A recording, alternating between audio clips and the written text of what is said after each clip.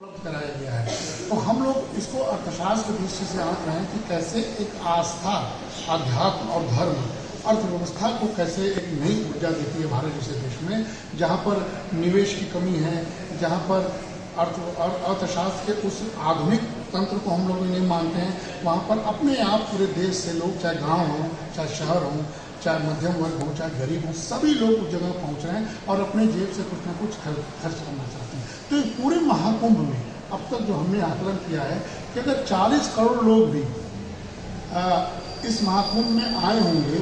और कुछ ना कुछ खर्च किए होंगे, उस कुछ न कुछ में हम लोग अर्थशास्त्रीय दृष्टि से एवरेजिंग करते हैं, तो हमने माना है कि एक व्यक्ति खर्च करता है किसी स्थान पर तो लगभग 2500 से 3000 रुपये जरूर खर्च करता है एक व्यक्ति। तो उस हिसाब से देखा जाए तो हमने देखा है कि 1,20 करोड़ रुपए का सीधा खर्च हुआ देश भर के लोग कुंभ में जाते हैं। और उसका एक इफेक्ट होता है, रिपल इफेक्ट, उसको मल्टीप्लायर इफेक्ट कहते हैं, गुणक प्रभाव कहते हैं, उसको हम लोग 2.5 से जोड़ते हैं। तो 3 लाख करोड़ रुपए से अधिक का एक आय का स्रोत सर्कुलेट हुआ है पूरे कुंभ के दौरान।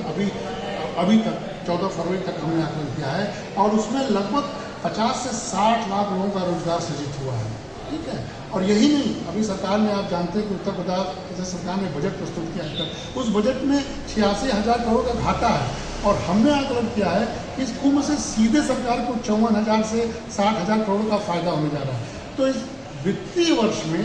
कुंभ की वजह से सरकार अपने घाटे को भी कम कर सकती है और इस बढ़े हुए राजस्व को शिक्षा, स्वास्थ्य, कल्याण और इंफ्रास्ट्रक्चर में खर्च कर सकती है। तो सोचिए, एक नॉन इकोनॉमिक वेरिएबल जिसको हम लोग गैर आर्थिक समंक कहते हैं, उसके आधार पर देश में कितने बड़े इकोनॉमी का सृजन हो रहा है अर्थशास्त्री की दृष्टि से इस तरह का। लेकिन बहुत सारे एनालिसिस हो सकते हैं, लेकिन हमारा एनालिसिस के आध्यात्म को कैसे मोनेटाइज किया जाए इस पर भी चल रहा था। मुझे संतोष है कि इस देश में लोग देने की प्रवृत्ति रखते हैं और उस देने की प्रवृत्ति में कल्याण भी हो रहा है, गरीब से गरीब लोग भी कमा रहे हैं और अमीर की कमाई का तो कोई लिमिट नहीं है। डिमांड और सप्लाई के इस नियम में चूँकि कम साधन है, मांग ज़्यादा हो गई है, तो गरीब भी कमा रहा है ज़्यादा। ई रिक्शे वाला की कमाई भी जो 10 रुपया लेता है वो 100 रुपया ले रहा है। एक रेस्टोरेंट वाला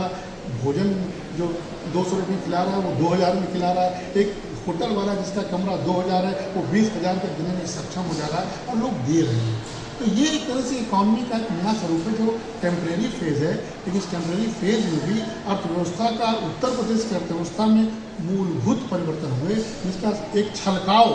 काशी जैसे शहर को भी हो रहा है कि जो आप देख रहे हैं पर्यटन प्रवाह शब्द आप सुन रहे होंगे, पर्यटन प्रवाह से काशी में भी लगभग 3 से 4 करोड़ लोग आ गए। तो काशी को बिना कुछ किए आमदनी हो रही है, अयोध्या को बिना कुछ किए आमदनी हो रही है, और विंध्याचल जैसे जगह जो छोटे छोटे जगहों पर जो कॉरिडोर बने वहाँ भी लोग छलक के जा रहे हैं। तो इस छलकाव के प्रभाव में भी कुंभ की वजह से लोग कमा रहे हैं, अर्थव्यवस्था का सृजन हो रहा है और कुंभ तो आध्यात्मिक स्वरूप है, जिसको आप सब लोग अनुभूति कर रहे हैं।